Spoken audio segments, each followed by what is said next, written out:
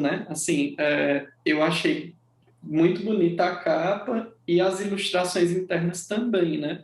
Sim. É, você monitorou tudo isso, você acompanhou tudo isso, aprovou tudo isso, ou isso ficou mais pelo Reginaldo mesmo? Como foi isso? Cara, Reginaldo é um artista, Reginaldo Farias é um artista foda, é um artista do caralho, como muitos que tem aí no Cariri, né? O Cariri tem essa mania de colocar gente muito especial ao mesmo tempo dentro desse aspecto. Eu entreguei o livro a ele sem ilustrações. Eu entreguei a ele e falei para ele, eu queria uma capa e queria que você fizesse algumas ilustrações internas. E ele resolveu dar uma lida e desenhar a partir da leitura dele. Então, cada arte, cada desenho desse também, para mim, é um poema. Eu não conhecia. Quando ele mandou para mim as provas, já era o livro pronto, já era para mandar para a gráfica. Né? Para mim foi tão surpreendente quanto é para qualquer outra pessoa que abra e leia. Né? Eu fiquei impactado no mínimo, né? Assim, é uma coisa, a capa para mim é muito foda, esse fóssil dentro dessa coisa, porque o livro chama Prosoemas para Ninar Dinossauros, né? Dinossauros era como as pessoas chamavam as pessoas que tinham mais de 40 anos quando eu tinha 20, né? Então, era uma gíria da minha época para a gente chamar, tirar onda fazer bullying, que na época da gente não tinha bullying, então a gente podia chamar os mais velhos de dinossauros, eram dinossauros do rock. E são programas para ninar, porque as pessoas da minha idade também têm uma dificuldade maior de dormir. Então, são textos para deixar a pessoa com menos vontade de dormir ainda. Então, para ele, para Reginaldo é muito foda. Então, quando o livro foi montado, quando eu recebi o livro físico na minha mão, quando chegou da gráfica, eu fiquei apaixonado mesmo, né? Assim, e Eu comecei a ler achei, de novo. eu achei incrível, porque tanto ele é um formato meio pocket e meio É, completo, né? Então isso eu já sim, sim. achei legal, porque, né, ele é meio a meio, né? Ele nem É, é é, grande, nem é pocket, né? exato. E, e o teu sumário, né? Se disséssemos assim, né? Que ele é dividido em 5 partes. O teu Sim, sumário também é ilustrado, né? Então, assim, é sim. achei muito bonito mesmo. Achei um trabalho impressionante, né? Da Não parte sei da se, ilustração e do eu não sei se texto você também. percebeu que todos os desenhos tem eu. Ele fez algumas caricaturas, algumas viagens. Em todos os desenhos eu estou lá, né? Assim, eu digo, puta que pariu. Assim, é aquela coisa que você diz assim, se eu não precisasse, eu não tinha vendido esse livro a ninguém. Eu ficava só com eles aqui, olhando para eles aqui. É, menos a capa, né? Você É. faltou na capa, né? Eu não vi, nem Pode cheguei crer. você na capa, não. Não, pois é. Eu devo ser um anzol, né? Quando acaba tem um anzol. Pode crer. Lupeu, o livro foi feito, então, já que você disse que são vários recortes, então, o livro foi feito em vários momentos da sua vida, ou foi feito em um período, assim, os textos foram escritos em um período específico, né, em um recorte específico? Não, ele foi sendo escrito a reboque de outras coisas. Eu escrevi algumas coisas e assim eu percebi que um ajuntado de alguns textos já tinha uma cara de livro. Eu escrevi ele mais ou menos, eu passei uma temporada morando em Juazeiro do Norte e ele começou a ser escrito lá. Depois eu voltei para Juazeiro da Bahia e voltei para morar no Crato. E ele continuou sendo escrito nesse período. Então, ele é um livro que ele tem mais ou menos uns 4 anos dentro dessa história. A partir daí, ele foi ser limpado, né? Dentro daquela coisa de retirar os excessos, que escrever é mais apagar do que escrever, na realidade, né? Aí surgiu a Lei Aldir Blanc, né, que possibilitou essa coisa para mim, para outras pessoas, que é uma pergunta extremamente interessante. Mesmo as pessoas que, como eu, se beneficiaram dessa lei, a gente fez uma pergunta para a gente mesmo: onde será que estava esse dinheiro antes da lei? porque ninguém fabrica dinheiro, né? Ele não sai do nada. Então, esse dinheiro já existia, agora ele estava sendo aplicado em quê? Com tantos artistas precisando dessa coisa para a circulação dos seus produtos, para essa coisa toda, né? Interessante que tenha que ter surgido uma porra de uma pandemia para que as pessoas tivessem um mínimo de sensibilidade para colocar um valor irrisório, porque assim você pega um valor de 5, 10 mil reais que você coloca dentro de um projeto desse da Lei Aldir Blanc, e você imagina assim, aí você fecha os olhos e pensa, você faz, porra, não dá nem para pagar uma prestação daquela mansão do filho do ladrão, que é o presidente. Nem uma parcela, né, da casa. Ok, deixa eu ver aqui os comentários. Nayana perguntou: o livro está vendo na internet ou encontramos por aqui em Juazeiro? Nayana, é direto com o Lupeu, né? Lupeu, pelo... assim, direto Você comigo envia, né? Pode entrar em contato pelo Facebook ou pelo WhatsApp, que depois eu posso disponibilizar aí, e a gente organiza isso. Kelly falou que está comendo, entre aspas, devagarinho, né?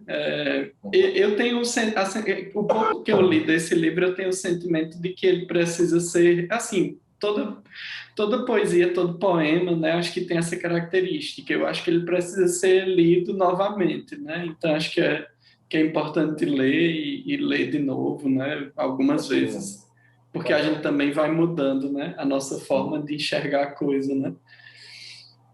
A impressão minha ou tem muito de você, Lupeu, nesse livro, que ele perguntou, inspirado nos muitos suicidas que cruzaram seu caminho. Aí é contigo. Tem demais. A primeira vez que eu tive contato com suicídio, eu devia ter uns 8 ou 9 anos de idade. E eu morava numa rua em Juazeiro do Norte, uma rua chamada Delmiro Gouveia. E tinha um garoto, mais ou menos da minha idade, que brincava com a gente na rua, essa coisa toda, e chegou... Um dia chamaram a gente lá porque ele tinha subido numa mesa e as casas não eram forradas, dava para ver as linhas, dava para ver os caibros, e ele tinha uma corda lá já, eu acho que era de amarrar rede, alguma coisa assim, e ele se pendurou no pescoço. Então, o meu primeiro contato com essa coisa do suicídio, desses suicidas que vem atravessando o meu caminho, foi bem na infância, bem numa coisa, eu nem entendia, na realidade, como é que um camarada... Foi numa época em que eu ainda não entendia nem o que era viver, nem tampouco o que era morrer, né? Com relação ao suicida maior de quem eu me retrato e me reporto no livro, sou eu mesmo, sabe? Sou eu mesmo, assim, eu não conto as vezes em que eu imaginei que essa porta dourada poderia estar sendo a única porta para mim naquele momento, assim. E todas as vezes eu ainda consigo ver a porta, eu só não quero mesmo, agora, no momento, pelo menos, eu não estou querendo abrir ela, não. Mas eu sempre imaginava isso, tinha delírio na minha cabeça, assim, eu pegar uma doença incurável, eu pego e boto uma quantidade bem grande de droga dentro de uma seringa e taco na veia e até logo, né, dentro dessa coisa. Eu já cheguei a escrever isso, já cheguei a dizer a algumas pessoas. Então, esse suicídio que eu falo sou eu, que gosto de viver pra caralho, mas que isso não quer dizer necessariamente que eu seja a pessoa mais absolutamente feliz do mundo, porque para mim a pessoa mais feliz do mundo já morreu, que era Manuel de Barros. Então, Manuel de Barros conseguia namorar com rã, com gia, com rio, com céu, com nuvem, com passarinho, com tudo. Então, para mim, existia sim uma pessoa, um ser humano feliz, um homem feliz. Ele se chamava Manuel de Barros, né? E quando ele morreu, para mim, ele assim, acabou-se a ideia dos homens felizes no mundo. Pronto. Lupeu, é interessante quando você traz essa afirmação, porque eu acho que essa saída do acabar com tudo, ela surge na cabeça de muitas pessoas em algum momento, se não de todos nós, né? Assim, e às vezes reprimir essa ideia, como algumas pessoas fazem, assim, ah, não, Deus me livre, né? Eu não vou nem pensar sobre isso. Às vezes isso pode até causar mais dor, né? Assim, entender que essa ideia é possível e trabalhar com ela como uma sombra que passou e entender como que ela está se processando no meu dia a dia é importante, para que esses outros suicídios, né, para que a vida não fique sem sentido, né? Porque Sim. imagine, você reprime essa ideia, bota ela trancada, porque sei lá por quê. Tem gente que diz porque Deus não quer que eu pense nisso, ou porque, enfim, você vai lá e reprime essa ideia, mas aí você também leva uma vida absolutamente sem sentido, como a gente estava falando, né? Hum. No início da pandemia, eu assisti um filme, tinham já me dito assim que, olha, Adam, cuidado, né? Que o filme tem um monte de gatilho, né? E aí eu, como profissional, fui assistir, que é aquele Por Lugares Incríveis, acho que é algo assim o título. Você já ouviu falar ou não? Não. E aí tem lá uma referência muito interessante a Virginia Woolf, né? Que aí é uma autora que eu gosto muito, assim, desde a adolescência.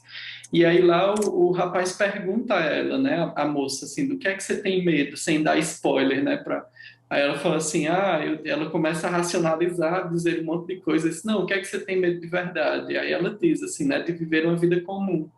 E aí eu até escrevi um texto sobre isso no Instagram, né? Assim, de como é viver uma vida morna, né? Que aí não é interessante para ninguém, né? Assim, não que esse sujeito que está vivendo uma vida morna, na minha opinião, deva se matar, não é isso. Sim. Mas eu acho que é importante que ele se reconecte com essa vontade de viver, né? E Sim. às vezes essa vontade de viver traz também essas vontades de desistir, né? É. É uma coisa que está ligada à outra, né? Eu acho que tudo está dentro de a conexão com que a vida. Assim, tem umas pessoas que dizem assim, tem uma música, eu não lembro qual é, que diz assim, desde assim que a gente nasce, já começa a envelhecer e morrer, né? Só tem esses dois, o Eduardo Marinho fala que só tem duas coisas que são absolutamente, não, só tem uma coisa, na realidade, absolutamente certa, porque nem o nascimento não é certo, mas depois que você nasce, você só tem uma certeza, o final é morrer, né? As pessoas Uhum. ainda não estão se, assim, apesar de ter algumas pessoas tentando congelamento criogênico ou coisa parecida, mas no final é morrer. Agora o grande barato é o que é que você vai fazer entre esse tempo, que é curto, que a infância toma muito disso, porque a velhice mais o envelhecer de muito tempo também é extremamente limitante. Enquanto essa coisa não é limitante, o que é que a pessoa pode fazer para não se tornar uma vida comum, seja ela qual for? Falando nisso, a gente fica parecendo assim, romantizar essa coisa da vida, dizer, quem não está fazendo é porque não está querendo. É foda, né, cara? O cara é uma figura que mora numa favela, ou uma figura que tenha cometido um crime mínimo e esteja preso, enquanto o cara vê todos os caras eleitos cometendo crimes absurdos e tendo uma outra vida diferente, a pessoa diz, mas esses caras também sofrem. Eu não sei não, sabe? Eu não boto esse viés de julgamento meu é extremamente mais pesado, sabe? Eu não, não entro dentro de uma história dessa de imaginar que as vidas de todas as pessoas são absolutamente interessantes. Eu não vou imaginar que o gari da rua que passa varrendo aqui, que ele seja uma pessoa extremamente feliz. Se ele for, massa, sabe? Mas eu não posso cobrar isso dele, Pode né? crer, não vou cobrar isso É esse o dele. detalhe.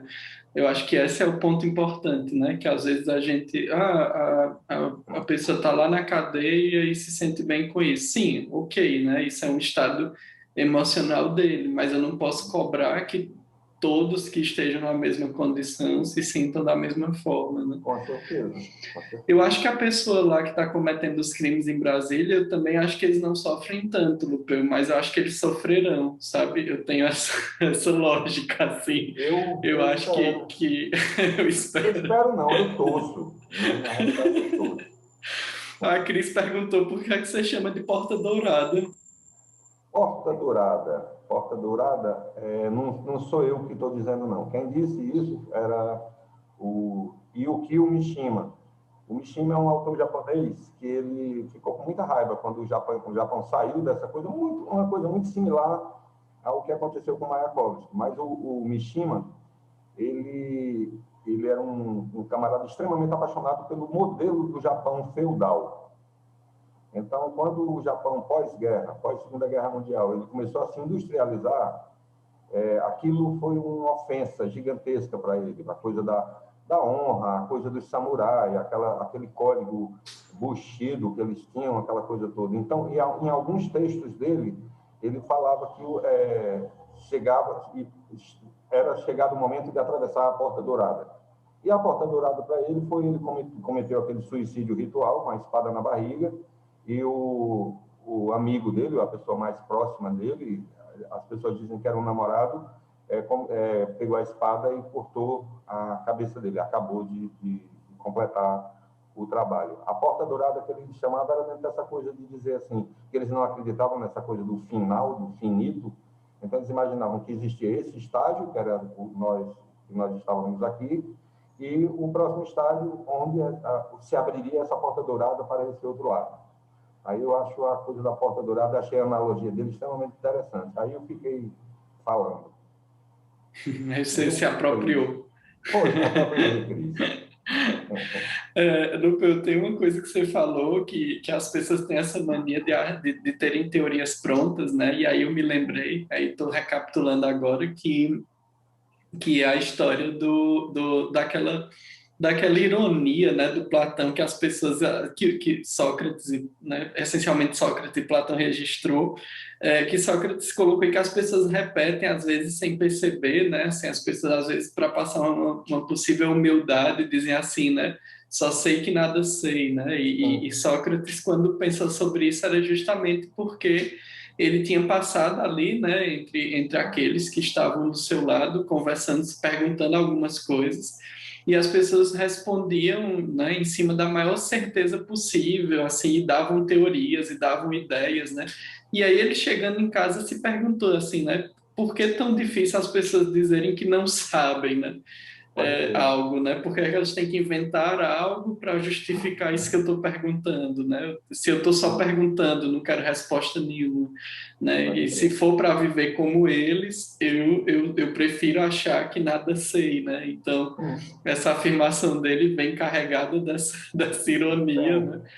É interessante a afirmação essa afirmação em si, ela é extremamente interessante e ela fica mais interessante ainda. Tem um senhorzinho chamado Seu Gabriel, que nasceu numa cidadezinha da Bahia chamada Coração de Maria, que ele dizia essa frase. Alguém deve ter dito a ele dizia essa frase, mas ele fez um complemento que ficou absolutamente perfeito. Ele dizia assim: só sei que nada sei, mas sei quem sabe. Entendeu? Era aquela coisa de dizer assim, porra, sim, vai rolar de alguém me perguntar alguma coisa que eu não sei dizer, tudo bem. Eu vou dizer que não sei não, agora não, mas eu sei quem sabe, eu vou atrás de saber e vou dizer depois, sabe? Se me for necessário, né? Então, essa coisa de só sei que nada sei, mas sei quem sabe, eu acho que a frase perfeita, ela fica desse tamanho, né? Dentro dessa coisa, entre Sócrates e Gabriel, né? Dentro dessa viagem. Pois é. Voltaria a mexer no livro? Ou você acha que ele tá pronto, tá legal? Como que é a tua avaliação sobre o livro? É foda, assim, se ele não tivesse ido para a gráfica, eu ainda estava mexendo nele, não tenho certeza disso. Tem um amigo meu que escreve também, que diz que quando a gente manda um livro para a gráfica é para se livrar dele, é por isso que o nome dele é livro, é para se livrar, porque, assim, editar é tão gostoso quanto escrever, né? Eu tenho 2 romances começados, um é Esperando o 32º Dia e o outro é Sebastiana em Row. E todos eles, assim, eles têm uma tendência a depender do que tem acontecido comigo na semana, às vezes eu mudo quase tudo, sabe? É extremamente maluco, assim, é uma coisa de dizer assim, porra, eu estou convivendo, por exemplo, a pandemia tem mexido pra caralho com esse meu processo de escrever, de criar, né? É uma coisa que, assim, é tanta pressão, é tanta tensão, eu não gosto muito da companhia da humanidade mesmo, não. Eu poderia viver sem boa parte da humanidade, mas eu gosto muito de caminhar sozinho. Eu acordo muito cedo, eu gosto de ver o nascer do sol, eu gosto de ver o pôr do sol. Faz parte do meu processo criativo. Quando eu estou andando sozinho, eu estou escrevendo dentro da minha cabeça, né?